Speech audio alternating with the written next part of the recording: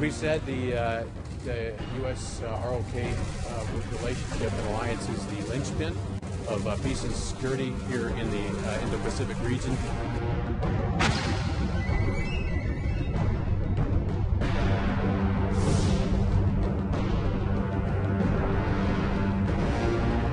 정부는 한일 간 군사 비밀 정보 보호에 관한 협정 지소미아를 종료하기로 결정했습니다.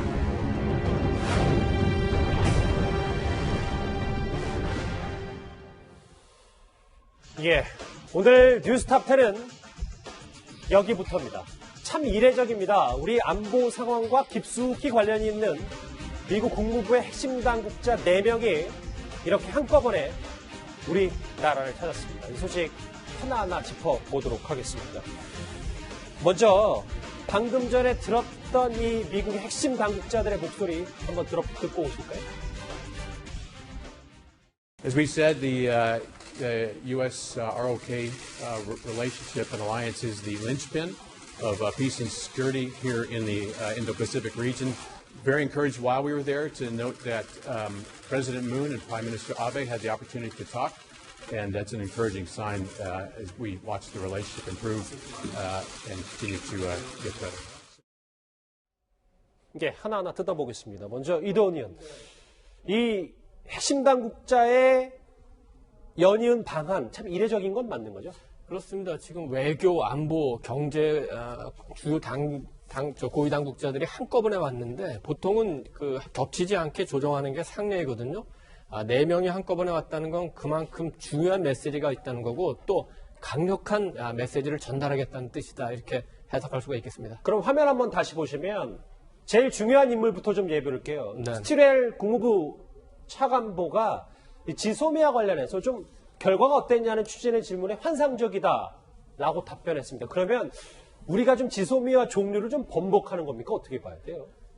판타스틱이라는 단어는 이제 환상적이라고 우리가 해석을 하는데 굉장히 좋은 의미로도 해석할 수 있지만 굉장히 또 기이하다는 기상천외하다는 뜻도 있기 때문에 아직은 속단하긴 금물인 것 같고 지금 미국 입장에서 보면은 문재인 정부가 11월 22일 날 지소미아 종료를 강행할 것 같다는 아마 생각을 하고 있는 것 같습니다. 물론 지금 방콕에서 문 대통령하고 아베 총리가 대화를 나눴고 예. 또 문재인 정부에서 어떤 좀 긍정적인 종료를 처리할 수 있다는 신호도 나오지만 결국은 문재인 정권이 지소미아 종료를 원하는 거 아니냐 이런 생각을 하는 것 같고 그래서 막바지 설득하는 부분이 있는 것 같고 그와 또 함께 지소미아뿐만 아니라 지금 방위비 분담 문제도 있고 또 최근에 RCEP이라고 영내 포괄적 경제 동반자 협정 이 문제도 굉장히 미국의 전략적으로 중요하기 때문에 예. 이런 3가지 중요한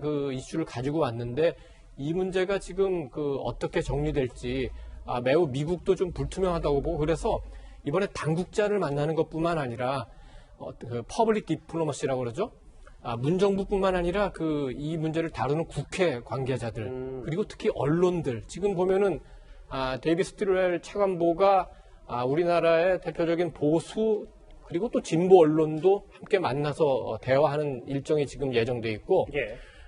또 드할트 방위비 분담 대표도 또 역시 우리 언론인들과 만나는데 이거는 아마도 미국 정부 내에서 문정부와의 어떤 신뢰관계 이런 게 조금은 완전하지 못하고 보고 국회 그리고 언론을 통해서 어떤 여론전을 좀 강화해 나가겠다 이런 뜻이 있는 것 같습니다. 지금의 현 청와대가 지소미아 파기를 강행할 것으로 보이기 때문에 예, 김정우 실장. 네, 이 스틸웰 차관보가 김현정 차장을 만난 것 같습니다. 그래서 언론에서 김현정 차장한테 인터뷰를 했는데 김현정 차장은 청와대 입장은 바뀐 게 없다 이렇게 얘기를 하고 있는데 예. 결국은 일본이 무역 규제 관련해서 화이트리스트 배제한 것을 처리하지 않으면 우리도 지소미아를 처리할 수 없다 이런 입장을 견지하는 것 같아서 앞으로 정말로 앞으로 한 열흘밖에 안 남았는데 이게 지소미아가 정말로 종료되는 거 아닌가 이런 걱정이 앞섭니다. 그러면 한미 관계는 앞으로 좀 삐걱일 수밖에 없고요. 엄청난 타격이 올 겁니다. 미국이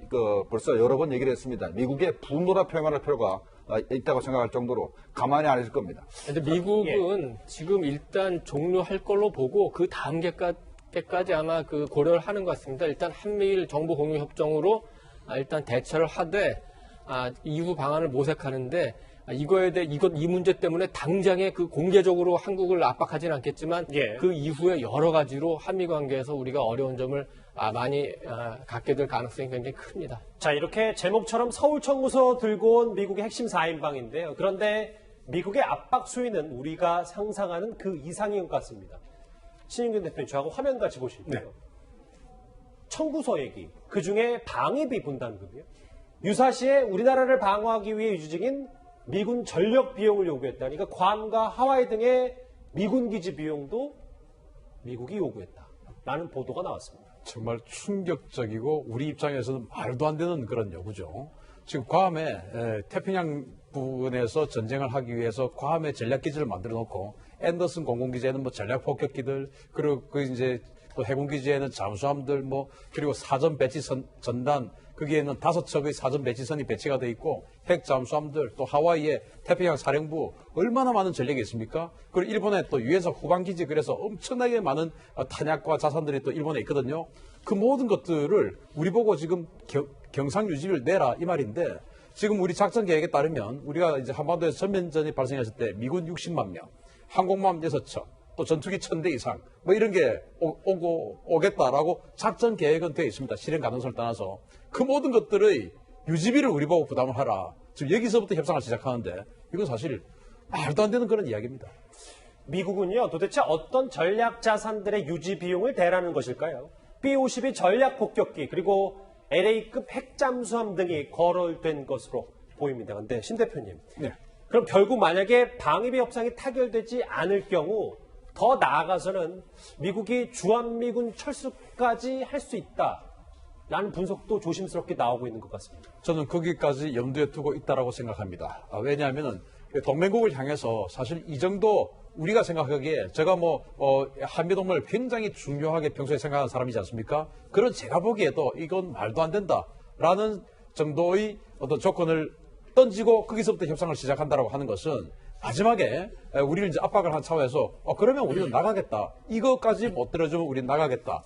라는 선까지 지금 미국은 각오를 하고 있지 않느냐. 그래서 사실은 한국을 동맹으로 해놨을 때는 중국에 대해서 공세적인 안보 전략을 펼칠 수가 있습니다. 왜냐하면 중국의 코앞에 지상군을 배치할 수 있으니까요. 그런데 중국에 대한 군사 전략을 수세적으로 방어적으로 바꿔버리면 사실 한국이 필요 없어져요. 왜냐하면 일본과 대만, 필리핀 이 라인으로 해서 완전히 해상 방어선을 딱 쳐서 중국을 가둬버릴 수가 있거든요. 예. 그래서 공세적인 전략을 수세적으로 바꿔버리겠다. 트럼프가 생각하기에 우리가 중국하고 직접 전쟁에서 베이징을 점령할 수 있냐?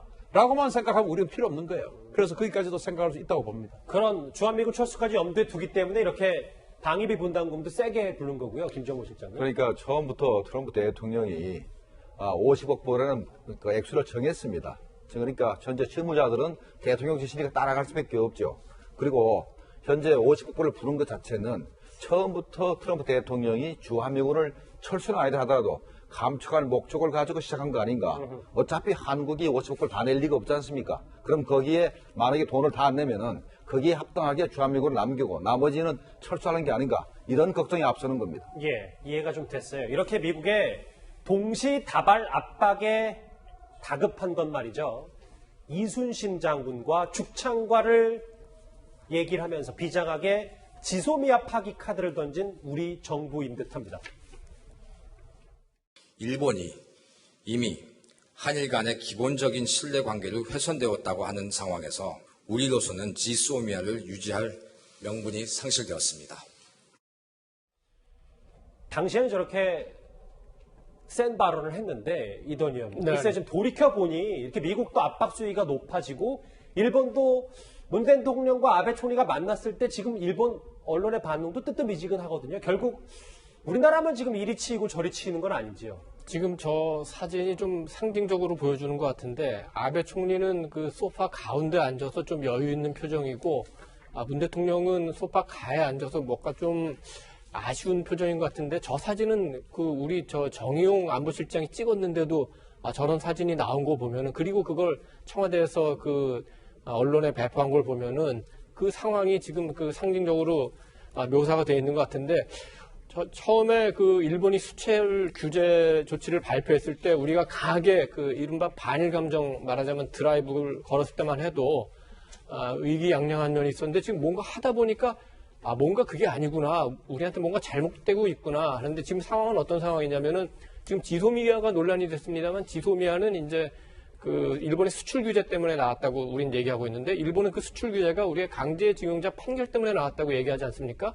그래서 결국은 어쩔 수 없이 강제징용자 문제를 풀어야 되는 상황입니다.